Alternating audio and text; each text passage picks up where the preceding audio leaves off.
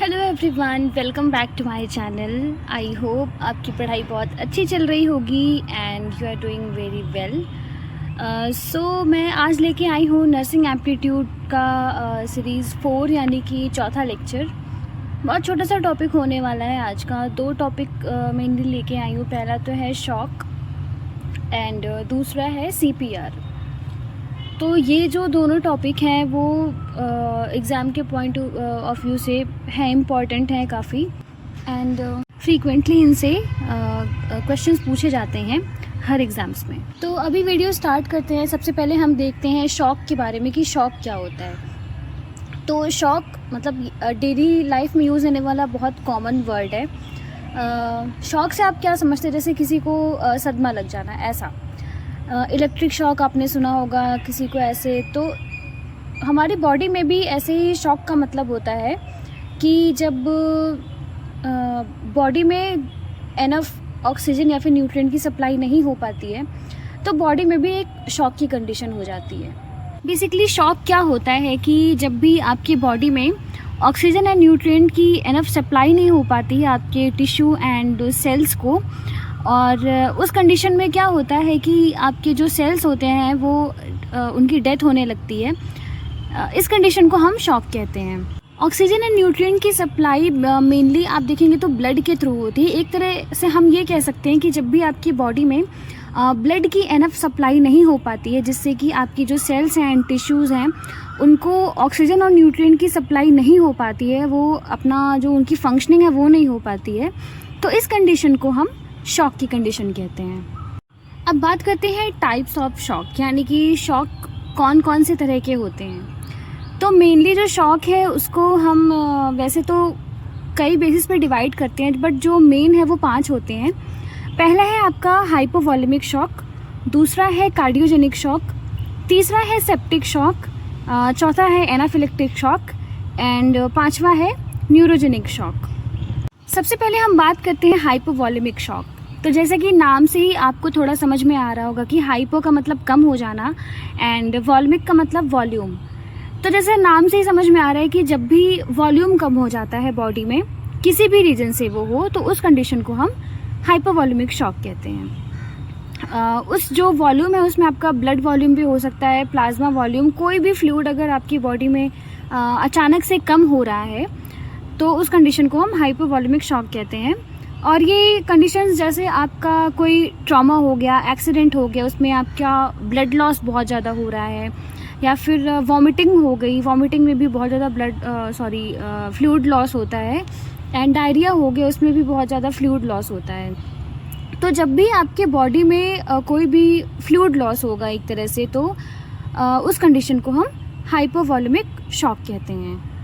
अब हम बात करते हैं दूसरा टाइप यानी कि कार्डियोजेनिक शॉक। तो इसमें भी आपको नाम से थोड़ा थोड़ा अंदाज़ा लग रहा होगा कि कार्डियो मतलब कुछ हार्ट से रिलेटेड होने वाला है। तो जब भी हार्ट की खुद की कंडीशन की वजह से बॉडी में आपके ब्लड का सर्कुलेशन नहीं हो पाता है, यानी कि ऑक्सीजन एंड न्यूट्रिएंट की सप्लाई नहीं हो पाती, वो हार्ट कंडीशन की वजह से ऐसा कुछ होता है, तो उसको हम कार्डियोजेनिक शॉक कहते हैं। जो हार्ट का मेनली जो काम होता है वो पूरे बॉडी में ब्लड को पहुंचाना होता है, ब्लड का सर्कुलेशन करना होता है, और ब्लड से ही ऑक्सीजन एंड जितनी भी गैसेस एंड न्यूट्रिएंट का सप्लाई पूरी बॉडी में होता है, जिससे कि बॉडी की प्रॉपर फंक्शनिंग हो पाती है। जैसे अगर आपको मायोकार्डियल अरेस्ट हो गया या फिर कार्डियक अरेस्ट हो गया, मायोकार्डियल इन्फाक्शन हो गया, उस वजह से जो हार्ट की मसल्स होती हैं वो डैमेज होने लगती हैं, तो हार्ट की जो फंक्शनिंग होती है वो सही से हार्ट काम नहीं कर पाता है एंड पूरी बॉडी में वो ब्लड का सर्कुलेशन नहीं करवा पाता है। तो इस कंडीशन में क्या होता है कि पूरे बॉडी में ब्लड ऑक्सीजन की डिफिशियंसी होने लगती है, और इस तरह जब बॉडी में शॉक होता है उस कंडीशन को हम कार्डियोजेनिक शॉक कहते हैं। नेक्स्ट हम देखते हैं सेप्टिक शॉक। तो सेप्टिक वर्ड से भी आपको कुछ ऐसा इन्फेक्शन या फिर इंजरी, चोट से रिलेटेड कुछ समझ में आ रहा होगा। तो सेप्टिक शॉक भी ऐसा होता है कि जब भी आपके बॉडी में किसी भी पार्ट में कहीं भी चोट लग जाती है, इंजरी हो जाती है, और जो वो एरिया है उस एरिया में किसी भी वजह से कोई इन्फेक्शन हो गया, और जब इन्फेक्शन हो गया तो उस जगह से जो माइक्रो ऑर्गेनिज्म है, जैसे कि बैक्टीरिया हो गए, फंजाई या फिर वायरस, कुछ भी आपकी बॉडी में एंटर करता है और बॉडी में एंटर करते ही वो ब्लड में एंटर कर जाता है। और ब्लड जैसा कि पूरी बॉडी में सप्लाई करता है, पूरी बॉडी में सर्कुलेट होता है, तो वो जो इन्फेक्शन होता है, जो माइक्रो ऑर्गेनिज्म होता है, वो ब्लड के साथ साथ आपके पूरे बॉडी में सर्कुलेट होता है। तो यानी कि पूरे बॉडी में आपका एक तरह से इन्फेक्शन होता है, सेप्सिस हो जाता है। तो इस कंडीशन को हम सेप्टिक शॉक कहते हैं। अब बात करते हैं फोर्थ टाइप की, वो है न्यूरोजेनिक शॉक। तो न्यूरो वर्ड से भी आपको कुछ समझ में आ रहा होगा कि नर्वस सिस्टम से कुछ रिलेटेड है। नर्वस सिस्टम में आपकी दो चीज़ें आती हैं, स्पाइनल कॉर्ड एंड ब्रेन। तो जब भी ब्रेन या फिर स्पाइनल कॉर्ड कहीं भी कोई इंजरी होती है तो उस वजह से ये न्यूरोजेनिक शॉक होता है। आपका जो एनेस्थीसिया होता है, एनेस्थीसिया की वजह से तो बहुत सारे फेजेस होते हैं, लेकिन जो लास्ट फेज़ होता है उसमें ये होता है कि अगर एनेस्थीसिया का डोज बहुत ज़्यादा हो जाता है तो उस कंडीशन में जो पेशेंट होता है वो कोमा में जाता है एंड उसकी डेथ भी हो सकती है।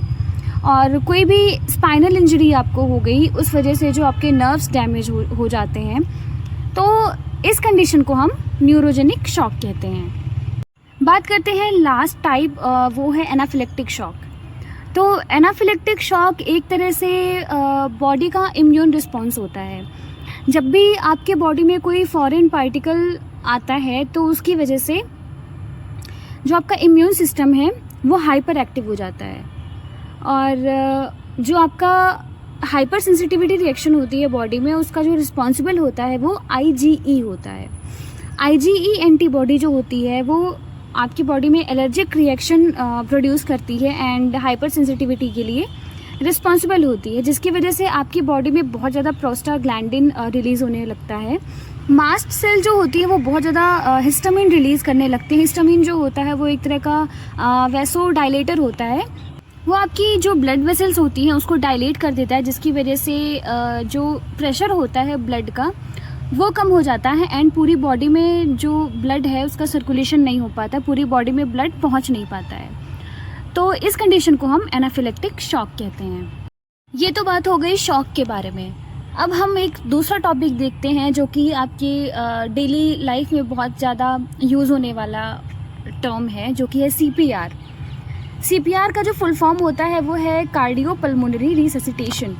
CPR के बारे में तो आप सबने सुना ज़रूर होगा कि जब भी, मतलब इतना तो सबको पता होगा कि जब भी आपका हार्ट काम करना बंद कर देता है, हार्ट बीट्स नहीं आती हैं, तो पेशेंट को CPR दिया जाता है, जिससे कि वापस से जो उसका मतलब हार्ट बीट है, जो पल्स है, वो फिर से आ सके। एंड टीवीज़ वगैरह में भी आपने बहुत देखा होगा कि जो CPR देते हुए या फिर CPR का जो लास्ट वाला स्टेप होता है डिफिब्रिलेशन, तो वो भी आपने देखा होगा। सो CPR के बारे में आपको मेनली पता ही होगा। हमको ज़्यादा डीप नहीं पढ़ना है, थोड़ा थोड़ा पढ़ना है, जो कि ऊपर से क्वेश्चंस पूछे जाते हैं। सो बात करते हैं CPR की।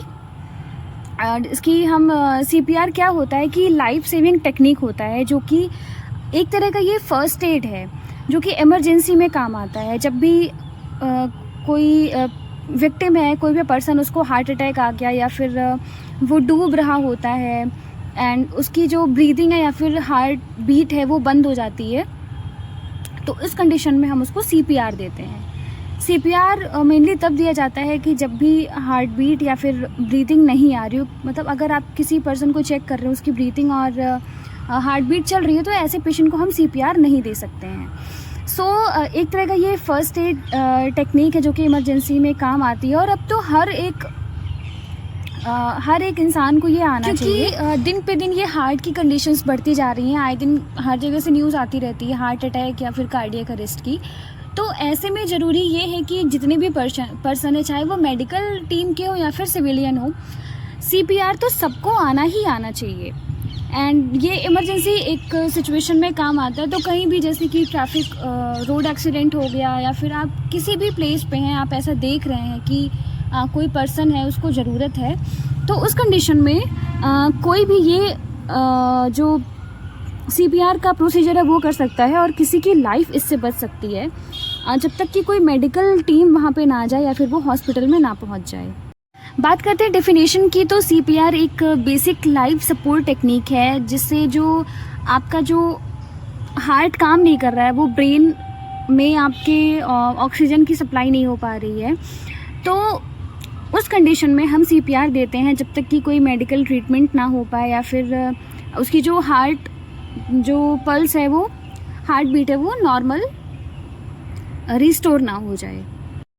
अब हम देख लेते हैं कि CPR के स्टेप्स क्या होते हैं। वैसे तो बहुत हर एक स्टेप बाय स्टेप है, लेकिन आपको उतना डीप पढ़ना नहीं, आपको थोड़ा बहुत बस पता होना चाहिए, जो कि आपके एग्ज़ाम में पूछा जा सकता है। तो मेनली इसके 3 स्टेप होते हैं, आप ABC करके याद कर सकते हैं। पहले वैसे ये CAB था।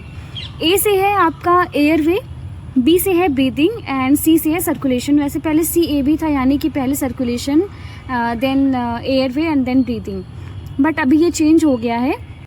तो सबसे पहले अगर आप किसी पर्सन को देखेंगे जिसकी हार्ट बीट या फिर ब्रीथिंग बंद है, तो सबसे पहले आपको जो करना है, A मतलब एयरवे, आपको उसका एयरवे क्लियर करना है। B है ब्रीदिंग। ब्रीदिंग का मतलब आपको उसकी जो ब्रीदिंग है वो सुनना है कि उसकी सांसें चल रही हैं या नहीं, वो सांस ले रहा है या नहीं। तीसरा है सर्कुलेशन, यानी कि उसका आप पल्स चेक करेंगे कि जो हार्ट है वो प्रॉपर ब्लड सर्कुलेट कर रहा है या नहीं बॉडी में।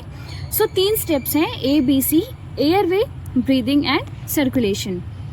नेक्स्ट है how to perform CPR। CPR कैसे किया जाता है, तो मेनली आप एक लाइन में जानिए कि 30:2 का रेशियो होता है, यानी कि एक साइकिल में 30 बार आपको चेस्ट कंप्रेशन देना है, उसके बाद 2 बार आपको ब्रीदिंग उसको देना है। इसके पहले भी बहुत स्टेप होते हैं, इसके बाद में भी स्टेप है, बट जो मेनली ये है कि 30:2 का रेशियो। 30 का मतलब है कि 30 बार आपको चेस्ट कंप्रेशन देना है, और जब 30 कंप्रेशन हो जाए उसके बाद आपको 2 माउथ ब्रीथिंग या फिर जैसे भी आपको ब्रीथिंग देनी हो वैसे दे सकते हैं। सो आप इस रेशियो को ज़रूर याद रखिएगा, एग्ज़ाम के पॉइंट ऑफ व्यू से बहुत ही इम्पॉर्टेंट है। देन एक और टॉपिक आपका बचता है कि ब्लीडिंग। तो ब्लीडिंग मतलब बहुत कॉमन सा एक टर्म है, जब भी कहीं भी एक्सीडेंट या फिर किसी को चोट लग जाती है तो जो ब्लड निकलता है उसको हम ब्लीडिंग कहते हैं। इसका मेनली 3 स्टेप होते हैं इसको कंट्रोल करने के लिए। इसको आप रेड से याद कर सकते हैं, RED, रेड। R का मतलब होता है रेस्ट, E का मतलब होता है एलिवेट एंड D का मतलब होता है डायरेक्ट प्रेशर। पहला स्टेप है वो है रेस्ट, यानी कि अगर कोई पेशेंट है जिसको ब्लीडिंग हो रही है तो उसको ज़्यादा भाग दौड़ नहीं करना, उसको एक जगह पे आपको बिठाना है ताकि जो उसका ब्लड प्रेशर है, जो कि जो हार्ट बीट है वो कम रह सके, बहुत ज़्यादा ना हो, जिसकी वजह से ब्लीडिंग और भी ज़्यादा बढ़ जाती है। दूसरा है एलिवेट, यानी कि जो भी अफेक्टेड एरिया है जहाँ पे ब्लीडिंग हो रही है उस पार्ट को आपको एलिवेट करके रखना है, हार्ट लेवल से ऊपर करके रखना है, नीचे नहीं रखना है। तीसरा है डायरेक्ट प्रेशर, उस जगह पे आपको डायरेक्ट प्रेशर लगा के रखना है ताकि जो ब्लीडिंग है वो स्टॉप हो सके। सो ये 3 आप टर्म याद रखिएगा, रेड। उसके बाद है नोज़ ब्लीडिंग। नोज़ ब्लीडिंग तो बहुत ही कॉमन है, किसी को भी कभी भी हो सकती है, कि बहुत सारे रीजंस होते हैं इसके। तो जब भी किसी को ब्लीडिंग होती है तो मेनली आप लोग को क्या पता है, क्या लगता है कि वो इंसान, आप लोग को ये लगता है कि अगर हम लेट जाएंगे तो ब्लीडिंग बंद हो जाएगी। मतलब आप नॉर्मली लोग ऐसा ही करते हैं, बट ये करना बिल्कुल गलत है, क्योंकि जब भी आप लेट जाते हैं तो वो जो ब्लड है वो आपके एयरवे में जा सकता है एंड एयरवे ऑब्स्ट्रक्ट कर सकता है।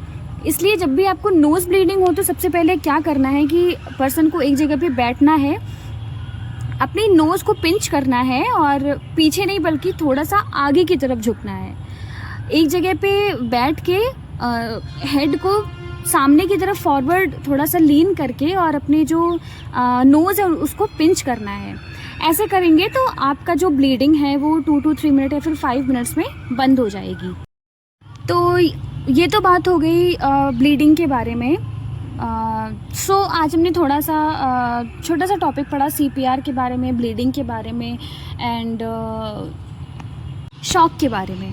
तो ये जो तीनों आपने टॉपिक पढ़ा है इसको आप अच्छे से तैयार रखिएगा, कुछ कुछ चीज़ें बहुत ही इंपॉर्टेंट हैं, ऐसे ऑब्जेक्टिव में पूछ लेता है। तो आप अपनी पढ़ाई को अच्छे से करते रहिए एंड साथ ही साथ आप मॉक टेस्ट या फिर प्रैक्टिस जो क्वेश्चंस है उसको बिल्कुल मत भूलिए, क्योंकि वो बहुत ही ज़्यादा इंपॉर्टेंट है। उससे पता चलेगा कि आपकी पढ़ाई किस लेवल तक हो सकी है, क्या कमियां हैं। सो आई होप आपको ये लेक्चर समझ में आया होगा। मिलते हैं अभी अगली वीडियो में। आज की वीडियो में इतना ही। Okay, bye bye.